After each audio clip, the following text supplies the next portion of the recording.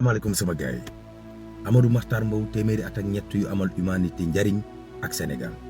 wuy ji na boromam dañ ko denc tey ci sëgi Yoff yal na ko yàlla yërëm te woyofal suuf ci kawam. Ousmane Sonko nee na suba dina jàkkaarloo xibaar yi ci alxames yi ngir wax leen tolluwaayu réew mi ñu luubal ak yenn point yu ñu jot a def ku defoon dara booy boo tàmbali tiit Lat Diop gaay mi taluñ ko fi nekk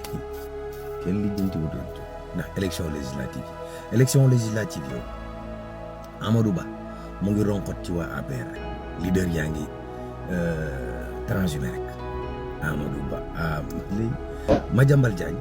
ci liste yi Amadou Ba la bokk pour élection législative yi Mame Diarra Fam dafa mer ba futt ci Karim Wade doxalin yu mu am ba PDS di dem di fekk ji APR Benno Bokk Yaakaar pour élection législative yi Birame Souleye Diop daal ne état bi ñu ngi liggéey di def seen kéemtalaay kattan ngir gasoil essence ak courant bi mën a wàññeeku ba woyof lool ci Sénégalais yi Abdoulaye Sylla daal ne dina porter plainte parce que dañ ko tuumal ne 2700 kilogrammes d'or moom la ko président Macky Sall joxoon ngir mu yóbbu ko Dubaï waaw